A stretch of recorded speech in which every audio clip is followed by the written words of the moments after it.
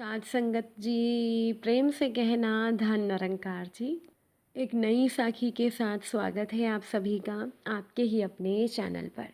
साध संगत जी, आज की साखी का विषय है कि दूसरों के क्रोध को प्यार से ही दूर किया जा सकता है। चलिए सुनते हैं आज की ये साखी।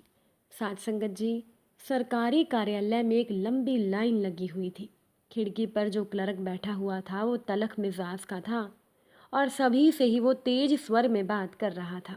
उस समय भी एक महिला को डांटते हुए वो कह रहा था, आपको ज़रा भी पता नहीं चलता, यह फॉर्म भर कर लाई है, कुछ भी सही नहीं। सरकार ने फॉर्म फ्री कर रखा है तो कुछ भी भर दो। जेब का पैसा लगता तो 10 लोगों से पूछ कर भरतियाँ। एक व्यक्ति पंक्ति में पीछे खड़ा काफ़ी देर से यह देख रहा था।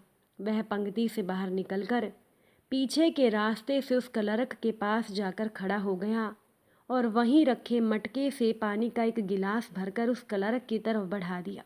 क्लर्क ने उस व्यक्ति की तरफ आंखें तरेर कर देखा और गर्दन उचका कर कहा, क्या है?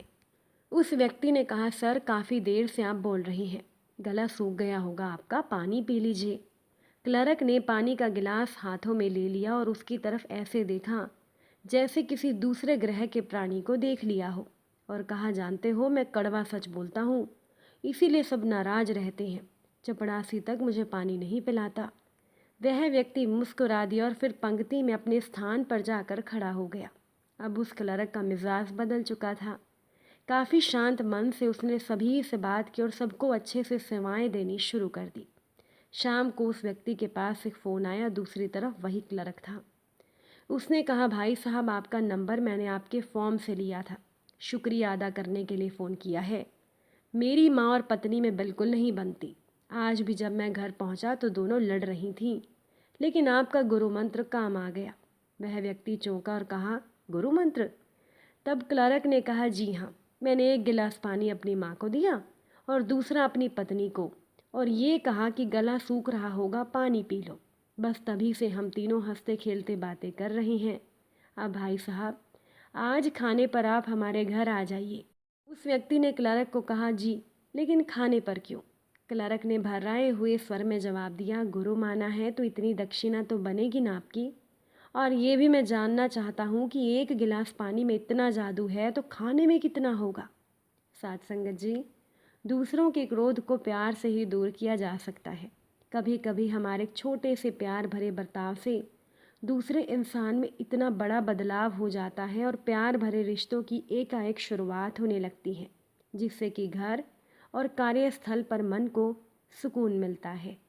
साथ संगत जी, एक बार सात्यकी, बलराम और श्री कृष्ण जी यात्रा कर रहे थे। यात्रा करते करते रात हुई तो उन्होंने जंगल में पड़ाव डाला और ऐसा तय किया कि 2 लोग सोएंगे और एक जागकर पहरा देगा, क्योंकि जंगल में हिंसक प्राणियों का डर था। पहले सात्यकी पहरा देने लगी और कृष्ण जी और बलराम जी सो गए। तो इतने में एक राक्षस आया। उसने सात्यकी को ललकारा, क्या खड़ा है, कुछ दम है तो आजा, मुझसे कुश्ती लड़। तो सात्यकी उसके साथ भिड़ गया। दोनों बहुत देर तक लड़ते रहे। सात्यकी की तो हड्डी पसली एक हो गई। सात्यकी का पहरा देने का समय पूरा हो गया तो वो राक्षस भी अदृश्य हो गया। फिर बलराम जी की बारी आई। जब बलराम जी पहरा देने लगे तो थोड़ी देर में वह राक्षस पुनः आ धमका और बोला, क्या चौकी करते हो, दम है तो आ जाओ।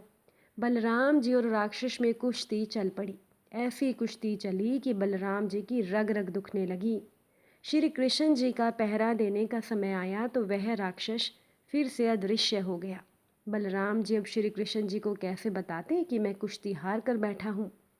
जब श्री कृष्ण जी पहरा देने लगे तो वह राक्षस पुनः आकर खड़ा हो गया और बोला, क्या चौकी करते हो। यह सुनकर श्री कृष्ण जी खिलखिलाकर हंस पड़े। वह राक्षस पुनः कृष्ण जी को उकसाने की कोशिश करने लगा तो भगवान कृष्ण पुनः हंस पड़े और बोले, मित्र तू तो बड़ी प्यार भरी बातें करता है।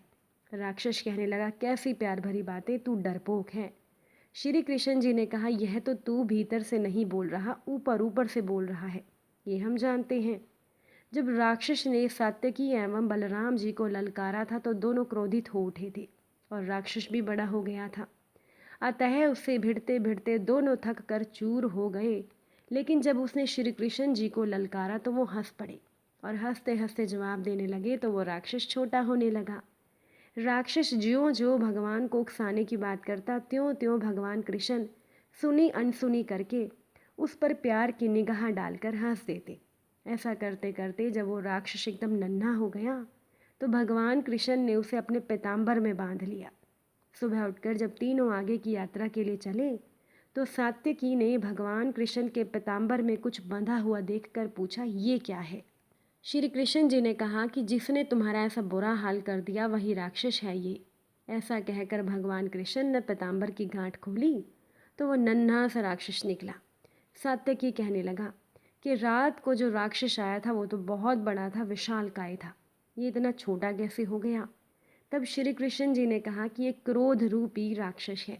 यदि तुम क्रोध करते जाते हो तो ये बढ़ता जाता है और तुम प्रसन्नता बढ़ाते जाते हो तो ये छोटा होता जाता है। मैं इसकी बात बार बार सुनी अनसुनी करता गया तो ये इतना छोटा हो गया। तुमको सीख देने के लिए ही मैंने इसे पीताम्बर के छोर में बांध दिया था। साथ संगत जी, क्षमा, प्रसन्नता एवं विचार से, कामना और अहंकार के त्याग से क्रोध नन्हा हो जाता है। इसीलिए साथ संगत जी क्रोध ना करें, क्योंकि क्रोध तो एक अभिशाप होता है। एक बहुत पुरानी कहानी है। एक स्त्री ने नेवला पाल रखा था जिसे वो बहुत प्यार करती थी। एक दिन वो स्त्री अपने बच्चे को पालने में सुलाकर उसे नेवले की देख रेख में छोड़कर कुएं से पानी लेने चली गई। इसी बीच कमरे में एक भयानक सांप आ गया। जैसे ही उसने बच्चे को डसना चाहा वैसे ही नेवले ने सांप पर हमला कर दिया। दोनों में देर तक लड़ाई हुई और अंत में नेवले ने सांप को मार दिया और उसके कई टुकड़े कर डाले।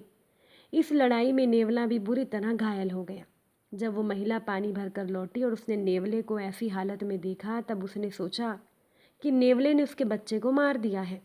क्रोध में आकर उस स्त्री ने नेवले पर भरा हुआ घड़ा पटक दिया, जिससे कि वो नेवला उसी समय मर गया। नेवले को मारकर जब वो कमरे में घुसी तो उसने बच्चे के पालने के पास सांप के टुकड़े देखे और अपने बच्चे को बिल्कुल ठीक पाया। तब उसे अपनी भूल का पता लगा। वो फूट फूट कर रोने लगी। साथ संगत जी, निश्चय ही क्रोध का आरंभ मूर्खता और अंत पश्चाताप के साथ हुआ करता है। क्रोध की हालत में मनुष्य का विवेक खत्म हो जाता है और मनुष्य स्वयं ऐसी अवस्था उत्पन्न कर लेता है जबकि वो क्रोध के पात्र के स्थान पर स्वयं अपने आप पर क्रोध करने लग जाता है। इसीलिए क्रोध आ जाने पर मनुष्य को रुक कर पहले उसके परिणामों के बारे में विचार जरूर कर लेना चाहिए। जो व्यक्ति विवेक के द्वारा अपने क्रोध पर विजय प्राप्त करते हैं वो तो मनुष्यों में उत्तम माने जाते हैं।